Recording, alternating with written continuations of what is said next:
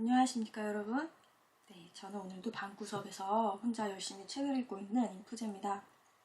제가 오늘 찍을 영상은요, 마의 산을 읽고 있잖아요. 그 후기를 올리기 전에 우선 마의 산을 기준으로 해서 읽은 제가 4편의 단편을 여러분들께 이제 소개를 하고, 거기에서 알 수 있는 것들을 좀 얘기를 해보기 위해서 이렇게 영상을 찍고 있는데요. 이 마의 산이 전체 내용이 일단 스위스에서 한 요양병원에서 일어나는 일들과 그 안에 어떤 있는 인간 군상들에 대해서 얘기를 하는 책이라서 이렇게 고립된 장소 그리고 폐쇄된 장소 안에서 느낄 수 있는 어떤 몽환적이고 묘한 그런 느낌이 강하게 드는 작품입니다. 그래서 제가 이 토마스만이 쓴 작품들 중에서 좀 몽환적인 요소가 강하게 나는 작품들에 대해서 얘기를 해볼 건데, 토마스만이 소설 속에서 그 몽환적이고 약간 몽상하는 것 같은 느낌을 내기 위해서 자주 사용하는 그 소설적인 장치들이 있습니다. 그런 것들을 기준으로 해서 제가 4편의 단품 작품들을 두 책에서 한번 뽑아봤는데, 우선 처음으로 얘기할 작품이 토마스만의 옷장이라는 단편입니다. 부북스 출판사 책에 포함되어 있습니다. 내용이 상당히 미묘해요. 그러니까 일단 주인공의 이름이 알브레이트 판 데어 크발렌. 네. 굉장히 깁니다. 네. 일단 죽음이 얼마 남지 않은 시한부 환자고요. 현재 베를린에서 로마로 가는 기차 안에서, 그러니까 기차가 움직이는 굉장히 규칙적인 리듬감에 의해 잠에 들 듯 말 듯 어느 정도 도취된 그런 상태에 빠져되어 있는 상태입니다. 그리고 기차 창밖으로는 날씨가 되게 우중충하고요. 오늘이 일단 무슨 요일인지도 모르고, 그리고 며칠인지도 모르고, 잊어버리고, 심지어는 기차를 타고 있지만 이 사람이 뭐 뚜렷한 목적지가 있어서 가는 것도 아닙니다. 시간과 어떤 의지에서 완전히 해방된 그런 불확실한 상태를 느끼면서 본인은 이제 그런 상태가 굉장히 마음에 들 그런 상태입니다. 지금 막 쾌감을 느끼고 있는 그런 상태고요. 이렇게 얘기를 해요. 모든 것이 불확실하게 남아있는 게 좋지. 이렇게. 그리고는 어딘지도 알 수 없는 곳에 뭐 여기가 아직 독일인지 아니면 이미 로마에 도착했는지 그것도 모르고서 이제 이 사람이 아무 계획 없이 그냥 다짜고짜 그냥 무조건 내립니다. 뭐 그 길에는 뭐 이제 좁은 강이 이렇게 흐르고 있고요. 전반적으로 동네가 오래돼서 되게 짤막하고 그리고 오래된 성벽들처럼 보이는 그런 건물들이 이렇게 이어지고요. 그리고 골목도 넓지도 좁지도 않고 모든 게 다 이렇게 정해진 게 없습니다. 이렇게 길을 가고 있다가 어떤 집을 딱 봤는데 거기 4층에 건물 새를 놓고 있다는 겁니다. 그래서 그 건물로 들어가요. 딱 들어갔더니 이제 주인공을 맞이하는 노부인의 의상이 마치 예전 고딕 소설에 나오는 것처럼, 지금 이 소설의 배경이 1900년대 초반인데 마치 예전 느낌의 그런 고딕 소설에 나오는 여주인공처럼 막 되게 보라색 벨벳 막 이런 막 되게 고풍스러운 희한한 그런 옷을 입고 있습니다. 그리고 그 노부인이 안내해주는 그 4층에 새놓은 방의 구조도 굉장히 특이하고 가구도 희한하게 배치가 돼 있어요. 방에 있고 그 바깥에 무슨 베란다처럼 이렇게 밖으로 통하는 그런 문, 그러니까 그 문에다가 그 오래된 옷장 하나를 이렇게 톡 배치를 해놨습니다. 뭐 희한하다. 그러고서 이게 옷장 문을 딱 열어봤더니 그 옷장이 안에 텅 비어있는 게 아니고 웬 벌거벗은 갈색머리 여자가 그 안에 요상한 포즈를 이렇게 딱 취하면서 있습니다. 근데 또 희한한 건 이 여자를 보고 주인공이 놀라지를 않아요. 뭐 당황은 하지만 그러고서 아주 당연하다는 듯이 그 여자한테 술을 한 잔 권합니다. 이 술이 꼬냑인가? 예, 약간 그런 술 종류였어요. 술을 한 잔 딱 권하고 그리고 자기도 한 잔씩 마십니다. 그러면서 침대에 이렇게 딱 앉아서 그 옷장의 여자를 이렇게 바라보면서 술을 이렇게 마시면서 이렇게 뭔가 자기 몸 안에서 이제 술 마시면 이렇게 윙윙 하는 그런 이렇게 자기의 바이브가 들리지 않습니까? 그런 바이브를 이렇게 느끼면서 여자를 이렇게 딱 바라보고 있으니까 그 여자가 이제 내가 어떤 얘기를 들려줄까? 이러면서 딱 다가와가지고 이제 소곤소곤 뭐라 귓속으로 이제 뭔가 얘기를 막 이렇게 합니다. 네. 그러고서는 이제 이런 날이 얼마나 며칠 동안 지속되었는지 주인공도 모르고, 그러니까 이런 내용이고 소설은 이렇게 끝나요. 얼마 동안 그런 일이 지속될 것인지 그걸 누가 알겠는가.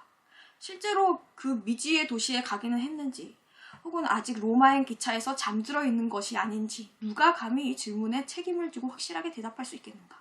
그것은 매우 불확실하다. 모든 것은 불확실한 채로 남아있어야 한다. 네, 이러고 소설이 끝나요. 이게 되게 희한한 소설입니다. 뭔가 이렇게 시한부 환자가 목마에 이렇게 씌인 듯한 그런 작품인데, 이제 이 작품에서 이제 여러분들도 들으면 아시겠지만 뭔가 기차 안에서 들리는 굉장히 규칙적인 그 기차 음의 리듬감, 술을 마신 후에 내 몸 안에서 울리는 그 요상한 바이브, 하는 그 바이브, 그리고 또 이 목만지 뭔지 알 수 없는 그 갈색머리 뻘거벗은 여자가 막 소곤소곤 막 그렇게 되는 느낌. 그러니까 이런 느낌들이 어떤 이 책에서 나오는 이 주인공의 상태를 되게 몽환적이고 이렇게 묘한 이렇게 망상에 젖어들게 하는 그런 상태로 만들고 있습니다. 그러니까 무의식으로 이끈다거나 할까요? 이런 단편입니다. 굉장히 묘하죠.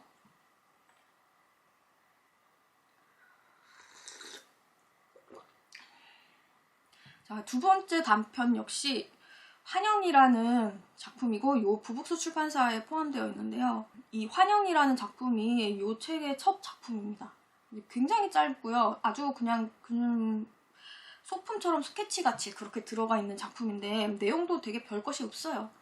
어느 화창한 오후 주인공이 방 안에서 담배를 한 가지 이렇게 핍니다. 그러면서 이제 피어오르는 연기에 이제 자기도 모르게 몽롱한 상태가 되고요. 그리고 이렇게 의자에 이렇게 되게 뭐 안락 의자 같은 거에 이렇게 앉습니다. 여기서 국룰은 이제 이렇게 몽환적인 상태가 되려면 의자를 앞다리는 치켜들고 뒷다리 쪽으로 이렇게 꾼들꾼들 이렇게 앉아야 그것이 국룰이잖아요. 그래서 이렇게 그 꾼들거리는 의자의 리듬감을 느끼면서 이제 그 피어오르는 연기 사이에서 자신의 첫사랑이었던 소녀의 이렇게 매우 어여쁘고 뽀얀 그런 손이 이렇게 하나 이렇게 나와서 전등불을 이렇게 탁 켜는 그런 모습을 이 주인공이 상상을 합니다. 네, 이게 다예요.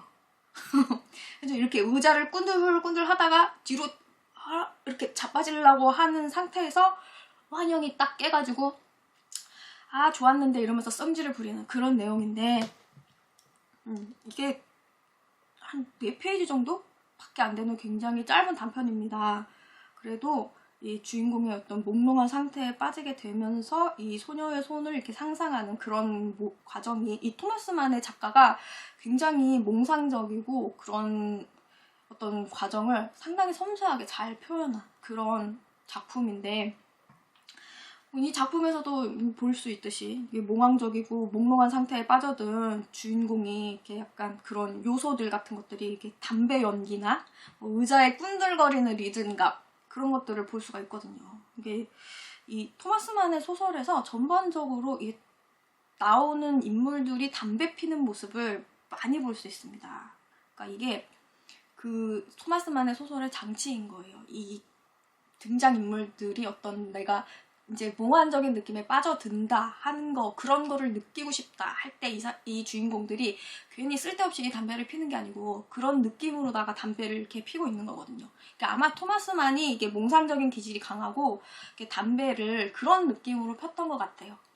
그리고 또 이제 전반적으로 토마스만의 소설 속에서 이제 손에 대한 아까 이 어여쁜 첫사랑의 허연 손을 제가 이렇게 상상한다고 했잖아요.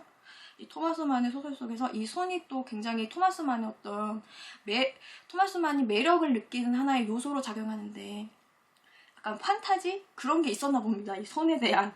그래서 타인을 볼 때 이 토마스만이 그러니까 다른 그 소설 속에 나오는 주인공도 그렇고 손에 대해서 묘사하거나 설명하는 부분이 굉장히 많이 나와요. 그런 요소들. 네, 세 번째 단편인데요. 세 번째 단편은 응징이라는 소설이고 역시나 요 부북수 출판사 책에 들어있고, 이 응징은 뭔가 그렇게 되게 몽환적인 요소는 없는데 그 마해산에서 볼 수 있는 분위기, 뭔가 폐쇄된 공간에서 그러니까 시간이 무한정 열려있고 제한받지 않는 그런 곳에서 타인과 대화를 하면서 늘어져 있는 약간 그런 모습을 볼 수 있는 것 같은, 제가 그런 인상을 받았기 때문에 이거를 선택을 해봤는데, 응징에서는 이제 갓 20살 넘은 아주 젊은 청년 안젤름이라는 사람이 이제 주인공입니다. 네, 이 청년이 그러니까 되게 자신에게 성적으로 전혀 동요를 일으키지 않는 정말 절대적으로 정신적인 연상의 여인, 그러니까 두나 스테케만이라는 여자랑 얘기를 나누고 있어요. 그러니까 안젤름으로서는 그녀는 이제 여자로서 전혀 매력이 없는 그냥 나무 토막 같은 그런 여자로 정말 완벽히 남성적인 두뇌를 가지고 있는 여자다 라고 이렇게 평가를 합니다. 그리고 이제 얘기를 하면서 두냐한테 그렇게 얘기를 하는 거죠. 당신과 나의 관계는 정말 완벽히 정신적인 승리다 라고 얘기를 하는 거예요. 근데 이게 여러분 정말 이렇게 어릴 때 알던 정말 진짜 친한 우리 소꿉친구가 아닌 다음에 여자 앞에서 이렇게 대놓고 말하는 거 이거 굉장한 실례거든요. 남녀 사이에 미묘함이 완전히 없다고 말할 수가 있을런지는 저도 좀 미지수이긴 하지만 그러니까 우리 주인공의 청년인 안젤름은 아직 여자를 잘 몰라서 여자의 심리 상태를 그렇게 잘 몰라서 그렇게 편한 마음에 아주 편한 마음에 그런 신뢰를 저지르고 말았습니다. 그니 두냐의 입장에서는 빠개치고요. 그래서 안젤름한테 나 예전에 연애한 적이 있어 라는 고백을 뜬금없이 합니다. 그 진지한 관계였습니까? 당연히 진지한 관계였다. 이 이야기를 이제 안젤름이 딱 들으니까 이제 갑자기 묘하게 이제 완벽한 정신의 승리였던 두냐에게 묘한 욕정을 느끼게 되는 겁니다. 그리고는 이제 갑자기 이제 뭐 우리 관계야 어차피 친한데 뭐 어떤 관계가 되든 무슨 상관이냐며 두냐한테 이제 들이대기 시작하고요. 당연히 두냐는 이제 퇴짜를 놓고요. 요런 내용입니다. 둘이. 그래서 그러니까 안젤름이 두냐한테 이제 너 여성으로서 매력이 참 없다. 그런 얘기를 한 거고 그것 때문에 빠개쳐서 두냐가 이제 복수를 하기 위해서 나 연애한 적이 있거든 해가지고 이렇게 자극을 해서 이제 안젤름한테 욕구를 불러일으켜서 응징을 한다. 요런 내용이죠. 이 단편을 보면은 이제 토마스만이 이렇게 추구하는 여성상의 모습을 볼 수가 있습니다. 여러분 혹시 아시는지 모르겠지만 토마스만이 그 양성애자거든요. 양성애자기는 한데 소설을 읽어보면 이성보다는 동성에 더 호감을 많이 느끼는 편인 것 같기는 해요. 근데 또 이분이 이성과 결혼을 했단 말이죠. 그러니까 이 와이프한테 어떤 매력을 느꼈길래 이 여자분과 결혼을 하였나. 그러니까 토마스만이 추구하는 여성상. 그러니까 보면 이 토마스만이 아까도 얘기했지만 되게 몽환적이고 몽상적인 기질이 강한 예술가니까요. 그런 기질이 강하기 때문에 그러니까 오히려 이성을 볼 때는 자신과 반대되는 이제 좀 이성적이고 지적이고 현실 생활 능력이 강한 그러니까 말 그대로 요게 방금 책에 나온 약간 두냐 같은 그러니까 그런 이성에게 약간 매력을 느끼는 그러니까 전형적인 그러니까 이 토마스만은 이제 예술가적 기질이 강한 사람이고 그러니까 토마스만이 보는 그 여성은 이게 독일 시민적인 그런 여성상을 이제 원하는 거죠. 그래서 뭐 저번에 읽었던 토니오 크레거 같은 거기에도 굉장히 자전적인 요소가 많이 들어가 있는데 거기에서 토니오 크레거가 정신적으로 많이 의지한 리자베타 이바노브나라는 그 러시아 여성 화가 캐릭터가 나옵니다. 근데 이 여성 화가 캐릭터도 그 두냐랑 상당히 비슷해요. 그러니까 이런 여성들이 토마스만한테 이제 좀 이성으로 이제 어필이 되는 거죠. 토니오 크레거도 그렇고 뭐 다른 소설도 그렇고요. 특히 마을산에서도 이 토마스만의 어떤 동성애적 기질이 굉장히 많이 보이는 그런 장면이 많습니다. 근데 그런 거를 이제 또 볼 수 있고 그리고 이제 네 번째 소설인데요. 요 네 번째 소설은 좀 규모가 있는 소설이라서 다른 책에도 많이 포함이 되어 있고요. 저는 요 미음사 버전으로 읽었고요. 베니스에서의 죽음입니다. 그리고 이것도 토니오 크레거처럼 100페이지가 넘어가니까 단편임에도 불구하고 그렇게 작은 규모는 아니에요. 그래서 이 소설 또한 베니스에서의 죽음 요 소설 또한 굉장히 몽환적이고 묘하고 그런 단편인데, 그러니까 올해로 50살이 된 구스타프 아셴바라는 소설가가 주인공입니다. 이 소설 역시나 이 토마스만 보네인한테서 탄생한 캐릭터가 아닐까라는 그런 느낌이 많이 드는데, 이게 이 아셴바가 워낙 이제 훌륭한 작품을 많이 쓰고 독일 사회에 큰 영향을 미치다 보니 50세가 될 때 이제 폰이라는 귀족 칭호를 수여를 받습니다. 그래서 이제부터는 그의 이름은 구스타프 폰 아셴바가 되는 것이죠. 그러니까 나이가 되도록 이제 이 50살이 되도록 창작의 열정에만 모든 정신을 쏟았습니다. 열심히 살아온 아셴바. 그러니까 그가 어느 날 산책 중에 나 이제 좀 열심히 살았으니까 이제 귀족도 됐고 이제 좀 쉬어보는 게 괜찮을 것 같다 라는 느낌으로다가 이제 어느 날 불현듯 갑자기 아무 계획 없이 이탈리아 베니스로 여행을 떠나가요. 그래서 이제 배가 이제 독일을 떠나서 이제 출항을 이렇게 하면서부터 이제 그 넓은 바다와 흐린 날씨와 그 파도가 일으키는 그 규칙적인 리듬에 이제 벌써부터 이제 몽환적인 느낌이 딱 느껴지시죠. 그래서 무언가 굉장히 몽롱하다 이런 느낌이 딱 빠져들면서요. 이제 배에서 딱 내려가지고요. 선생님이 곤돌라를 타고 이제 이렇게 베니스로 들어갔는데 곤돌라 색깔이 시커먼 게 꼭 무슨 되게 관짝 같다라는 그런 느낌을 이 주인공 아셴바가 얘기를 합니다. 그래서 그 관짝 같은 이제 곤돌라를 타고 베니스로 딱 들어갑니다. 그래서 베니스에서 이제 이렇게 호텔을 잡아가지고 딱 들어가는데 웬걸 그 호텔에 너무 이쁘게 생긴 소년이 있는 거예요. 너무너무 아름답다. 정말 귀족적이다. 이제 그 소년이 이제 폴란드에서 여행을 온, 베니스로 여행을 온 타치우라는 소년입니다. 이 소설 속에서 자칭, 타칭, 대문호인 우리 아셴바는 이 소년의 매력에 흠뻑 빠져가지고 거기서 이제 해변가에서 이제 그 타치우라는 소년이 그 이제 또래 친구들과 막 장난을 치면서 놀면서 이제 물장구 치고 모래장난하고 그런 거를 이렇게 바라보면서 혹시나 이제 이 해변가에서 규칙적인 파도 소리를 들으면서 또 이럴 때 또 담배를 한 가지 딱 피워줘야 되는 거 아니겠습니까? 몽롱한 기분과 함께 이제 아름다운 소년이 그 해변가에서 이렇게 뛰어 노는 거를 보면서 이제 이 사람이 얼마나 그 망상과 환상의 그 창작의 욕구가 막 이렇게 솟구치면서 이제 영감을 받았겠어요. 그래서 흐뭇하게 이제 그러면서 바라봅니다. 근데 처음에는 이제 이 소년이 자기를 지켜보고 있다라는 거를 당연히 들키지 않기 위해서 조심조심 조마조마 막 하다가 이제 시간이 지나면서 점점 대담해집니다.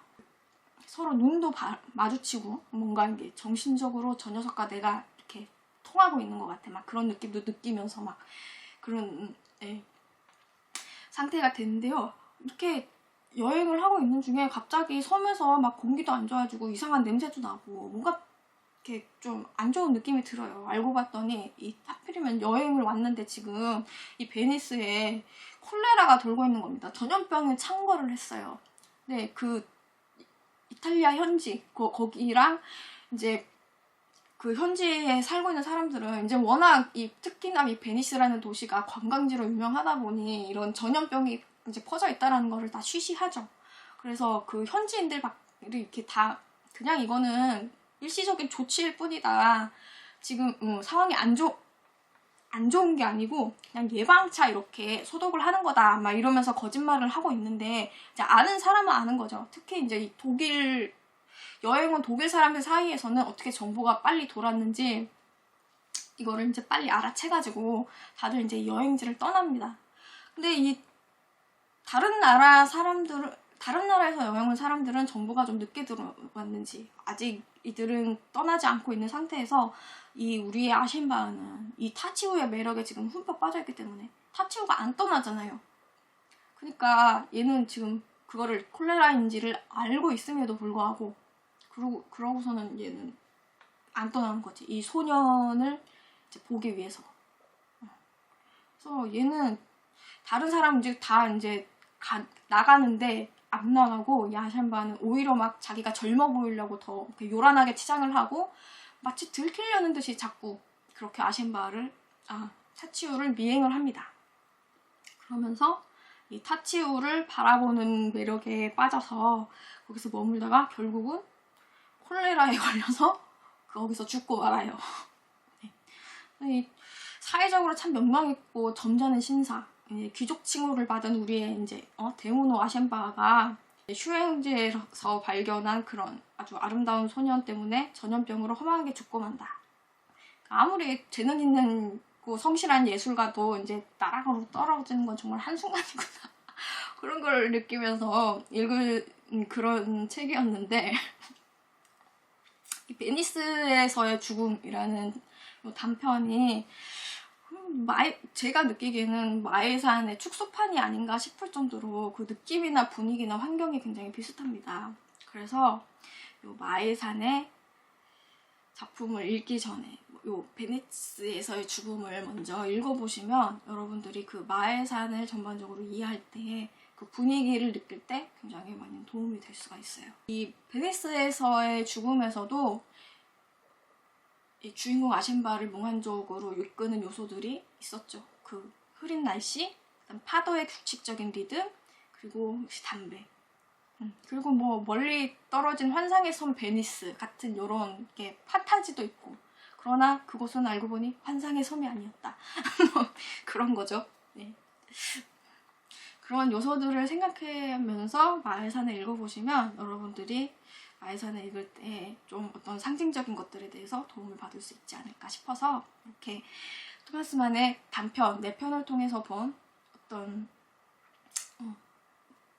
몽환적인 상징 혹은 애정에 대한 요소들, 그런 것들을 알아보았습니다. 이 4편 모두 읽으면서 뭔가 되게 규칙적인 파동이나 리듬이 느껴지는 그런 느낌을 많이 받았어요.